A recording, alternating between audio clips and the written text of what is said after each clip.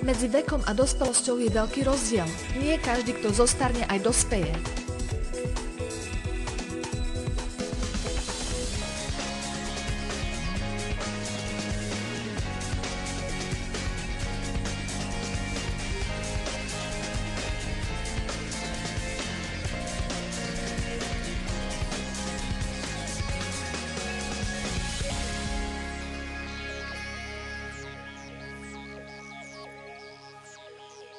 Chcem vám povedať, že veľkou časťou nášho života sú skúšky.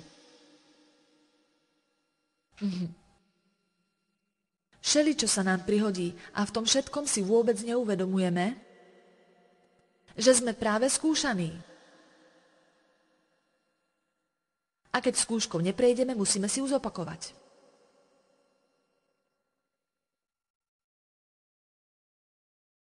Všetci povedzme: skúšky a pokušenia. Vidíme, že Boh dovoluje, aby prišli skúšky a používa ich na to, aby preskúšal našu vieru. Boh to používa na to, aby sme porástli vo viere, pretože jediný spôsob, akým môže tvoja viera porásť, je ten, že sa ocitneš v takej situácii, kde musíš vieru použiť. Rozumieme tomu. Viera nepríde tak, že sa budeme za ňu viacej modliť. Možno niekto má malú alebo veľkú vieru, ale viera rastie, keď ju používaš.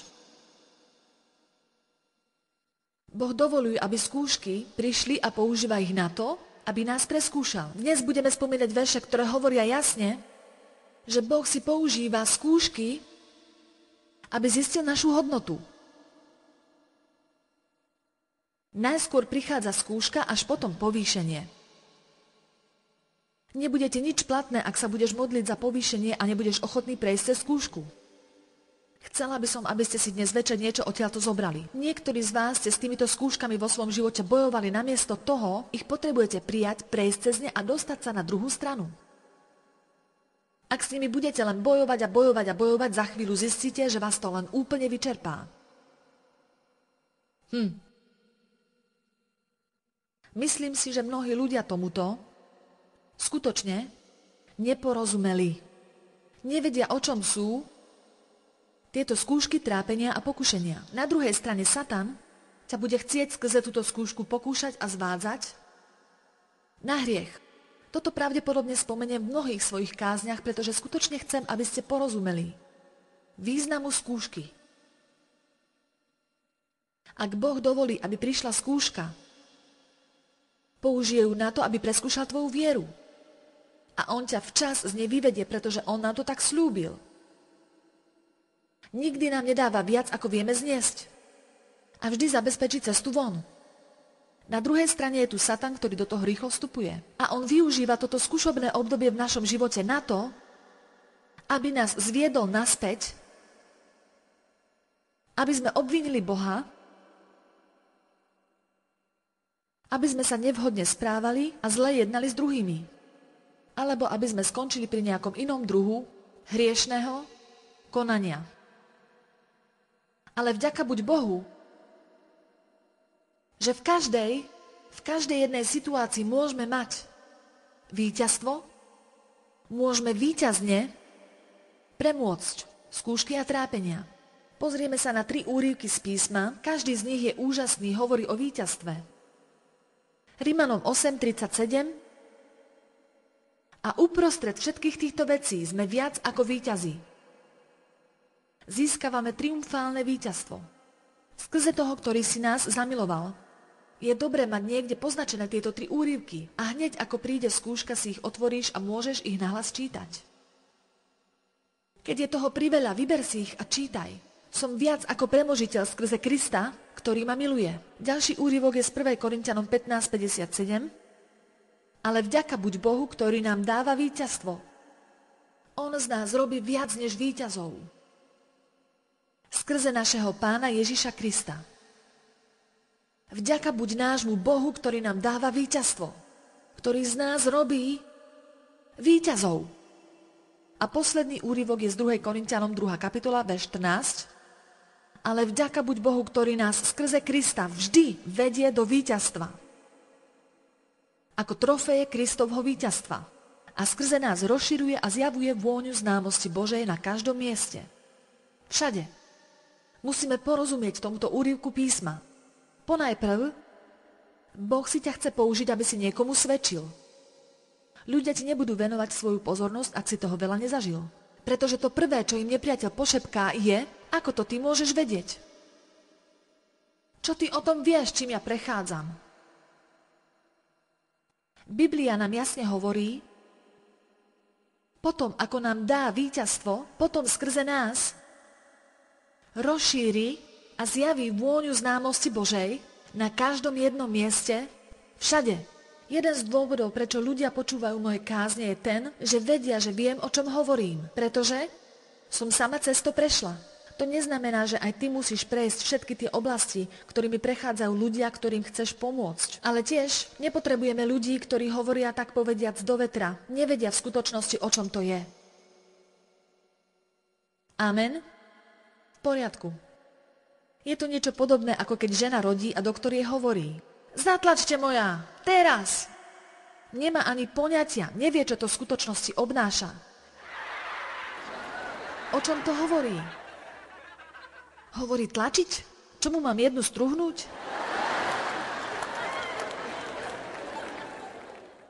Veď vy máte práve pocit, že všetko vo vás sa tlačí von.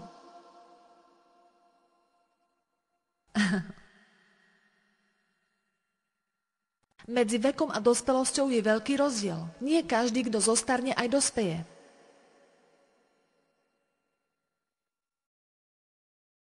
Možno dnes večer je tu niekto 20-ročný, ktorý môže byť viacej vyspelý duchovne ako ten, ktorý má 60. Hovoríme, že naše prirodzené telo stárne. Ale podľa Božieho slovníka Boh chce, aby sme vyrástli. Je čas, aby sme vyrástli. To je názov dnešnej kázne. A teraz nehovorím o žiadnom konkrétnom človeku tu v sále alebo za televíznou obrazovkou. Ale ja viem, že niektorí z vás chodíte stále dookola okolo tej istej hlúpej hory. Stále sa motáte okolo tých istých hlúpých vecí a robíte to isté znovu a znovu a znovu a nedá sa to ukončiť. Počúvajte ma, neviete nájsť spôsob, ako to ukončiť. Ale dá sa to ukončiť vtedy, keď cez to prejdeš a urobíš to tým Božím spôsobom.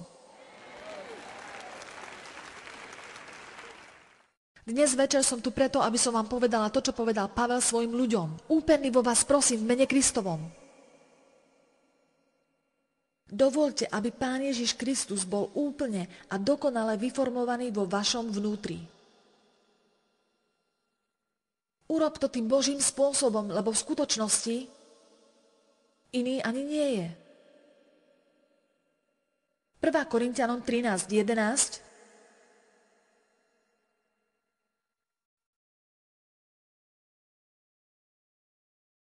Keď som bol dieťa, hovoril som ako dieťa. Rozmýšľal som ako dieťa, rozumoval som ako dieťa, ale keď som sa stal mužom, zanechal som, opustil som detské veci. Položil som ich úplne nabok. Povedzme všetci, je čas prestať sa chovať ako deti. No vieš, jedna vec, ktorú deti robia, je, že plačú vtedy, keď to nie je tak, ako to chcú oni.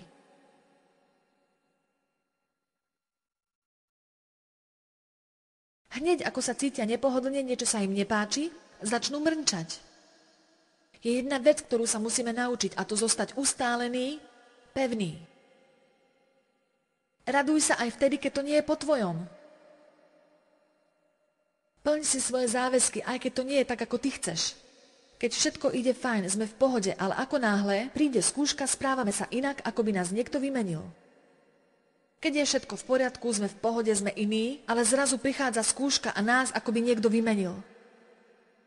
Ale hovorím vám, toto nie je dobré svedectvo pre svet. Musíme porozumieť tomu, že jedna z najdôležitejších vecí je, veriaci, počúvajte ma, čo hovorím. Jednou z najdôležitejších vecí je, Boh nás sem postavil, aby sme boli svedectvom pre tento svet. Musíme byť soľou a svetlom. Buďme živými epištolami, ktoré čítajú všetci. Sme písaným listom od Boha. Toto je život, ktorý ako kresťan môžeš mať. A časťou toho kresťanského života je aj to, že keď kresťania prechádzajú ťažkosťami, aj vtedy môžu mať pokoj a môžu byť šťastní. A cez každú jednu skúšku môžu prejsť víťazne na tú druhú stranu. Cez každú skúšku. Amen. To, že si víťazom, nemusí nevyhnutne znamenať, že sa zbavuješ každého problému, ale že máš stále dobrý život. Viete, tá podstata nespočíva v tom, že ty máš problém, ale či ten problém dostal teba. Efežanom 4:15.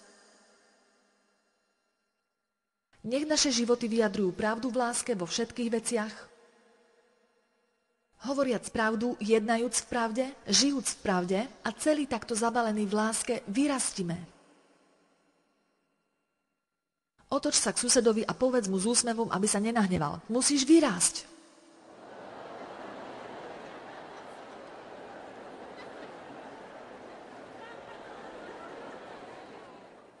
A teraz naisto vieš, že ak ti sused povedal, že máš vyrásť, on potrebuje vyrásť tiež.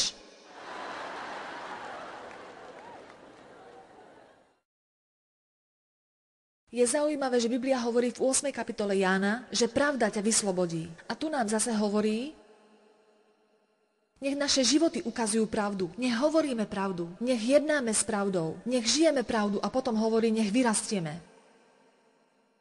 Viete, nebudeme môcť vyrásť, nepodarí sa to, pokiaľ budeme samých seba zavádzať. V čom vlastne leží ten problém? Prestaňme obviňovať všetkých naokolo, a prestaňme sa na všetko vyhovárať, dokonca za všetko obviňujeme diabla, ale to, čo potrebujeme urobiť, je vziať zodpovednosť za svoje správanie. Neháč to na svoju zlú, násilnú minulosť. Amen. Poznám to, ja som to robila. Halelúja. Potrebujeme vyrásť. Neustávajúce problémy sú veľmi často výsledkom duchovnej nezrelosti.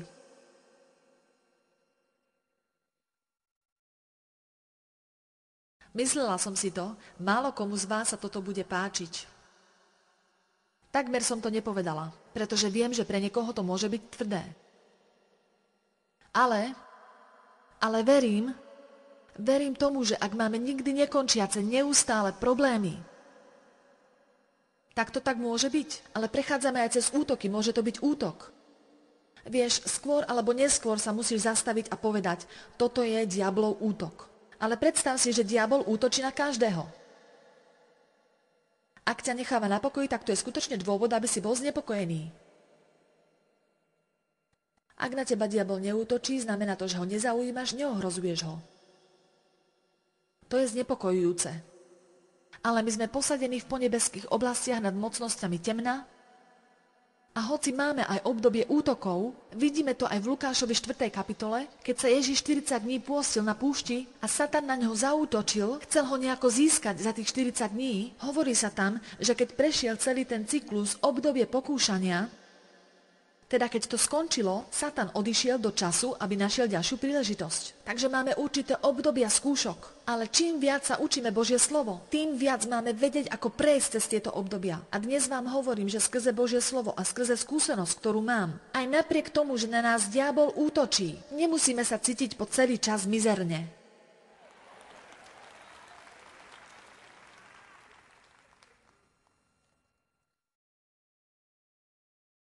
Keby veriaci už konečne vyrástli, mohli by byť konečne víťazi a nie obete.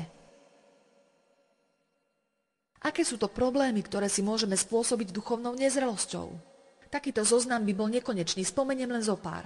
Duchovná nezrelosť spôsobuje ponajprv rôzne medziľudské problémy, teda problémy vo vzťahoch. Ľudia, ktorí sú duchovne nezrelí, nedokážu správne vychádzať s druhými. Teda ponajprv sebectvo je znakom duchovnej nezrelosti. A sebeckí ľudia zákonite nemôžu mať veľmi dobré vzťahy. Pretože skôr alebo neskôr každý bude unavený z toho, že sa všetko točí len okolo nich. Alebo okolo mňa. Amen.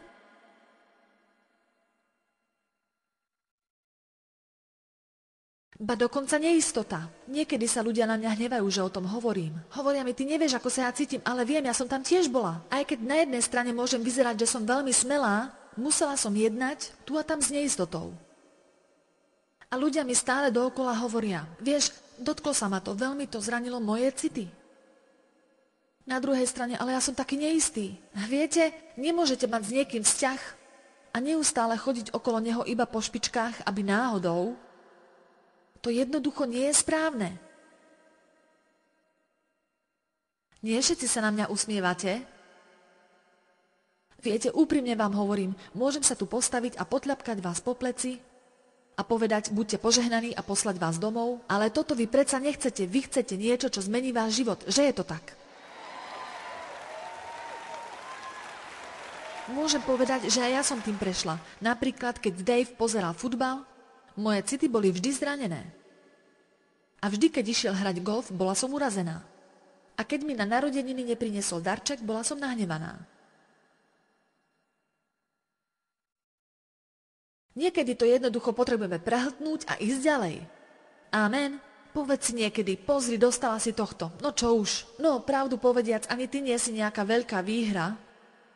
Predsa vieš, že nikto nie je dokonalý a nikto nebude robiť veci len tak, ako sa to páči tebe. A poviem vám, že Dave je úžasný muž. On nerád kupuje dary, teda mi nekupuje stále darčeky. Za posledných 37 rokov mi kúpil kyticu 2-krát. Jednoducho, to nie je on. Neustále som mu radila, naznačovala mu, otravovala ho. Všetko som mu robila. A on stále nič. A po niekoľkých rokoch som povedala chvála Pánu. Viacej sa už nad týmto nebudem rozčulovať. Pretože doteraz to nikomu nepomohlo. Je tu niekto, kto dnes večer porástol.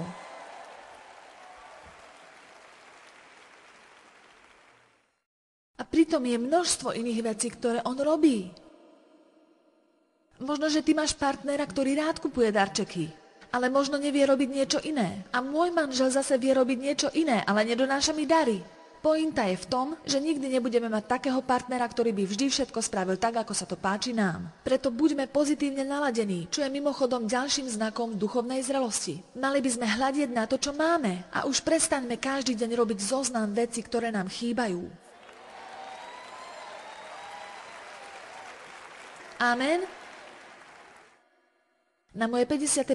narodeniny mi Dave priniesol 55 ruží a povedal, tieto kvety musia dlho vydržať.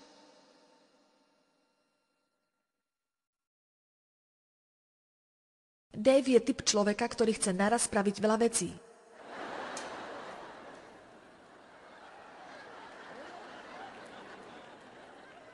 Koľký z vás so mnou súhlasia, že duchovná nezrelosť spôsobuje človeku problémy v medziľudských vzťahoch? Spôsobuje tiež finančné problémy, pretože ľudia nerozmýšľajú. Nechávajú sa viesť pocitmi.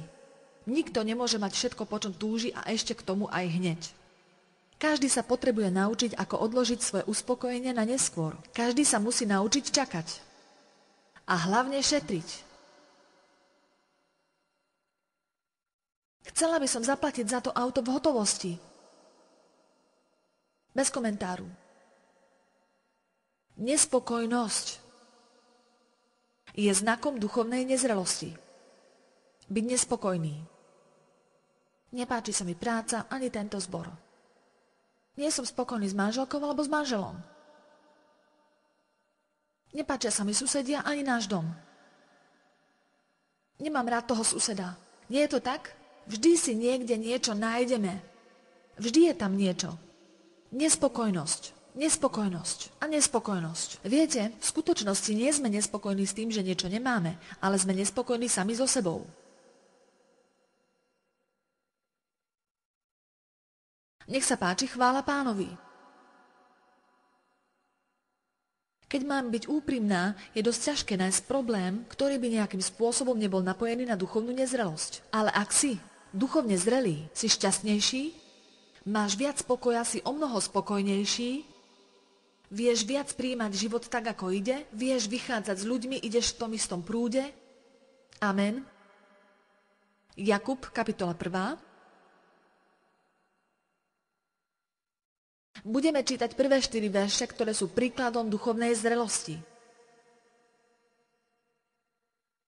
Vlastne od 2. veršu. Považujte to za každú radosť, moji bratia. Keď sa stretnete alebo upadnete do skúšky akéhokoľvek druhu a keď upadáte do rozličných pokušení, buďte pevní v tom a rozumejte, že tá skúška a dokázanosť vašej viery vypôsobí vytrvalosť, pevnosť a trpezlivosť.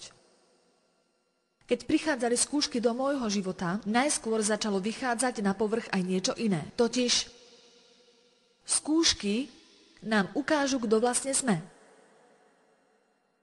A toto je jeden z hlavných dôvodov, prečo skúšky majú takú hodnotu. Oni totiž odkrývajú náš skutočný charakter. Našu povahu. Amen.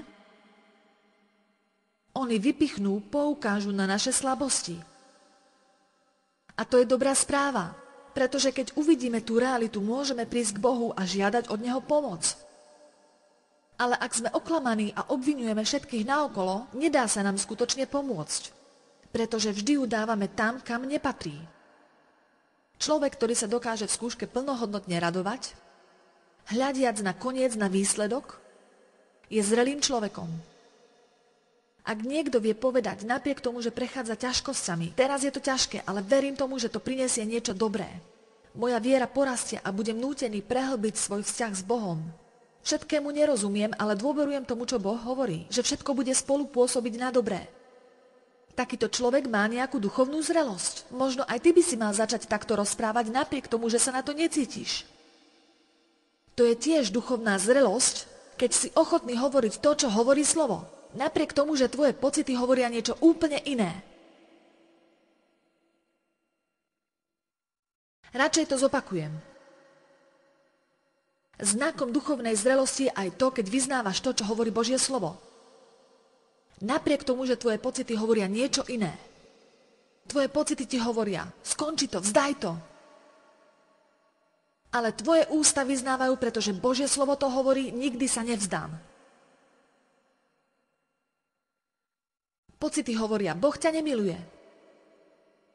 Ale ty vyznávaš, pretože Božie slovo hovorí, žiadna skúška ma nemôže oddeliť od Božej lásky. A tak ďalej. 4. verš. Ale nech vytrvalosť, pevnosť a trpezlivosť, zakružku si trpezlivosť, sa plne uplatní a donesie dokonalý skutok, aby ste boli plne a dokonale rozvinutými ľuďmi, bez poškvrny, nemajúci v ničom nedostatku. Ja som si tam dopísala poznámku a úplne spokojný.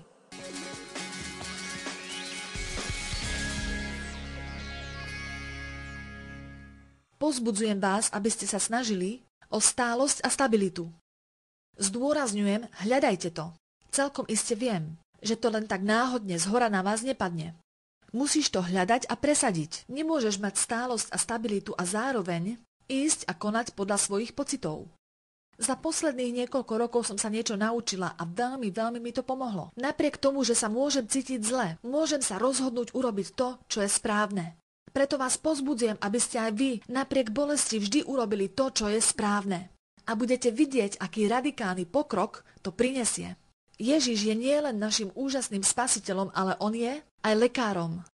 Verím tomu, že keď zobral na seba všetky naše hriechy, zobral na seba aj všetky naše nemoci.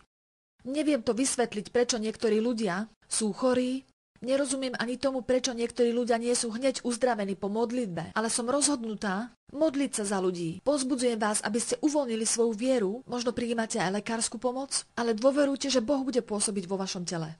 Pretože ja verím, že Boh sa nadprirodzeným spôsobom chce dotknúť. Tak ako používame prirodzené veci, on sa nás môže nadprirodzene dotknúť.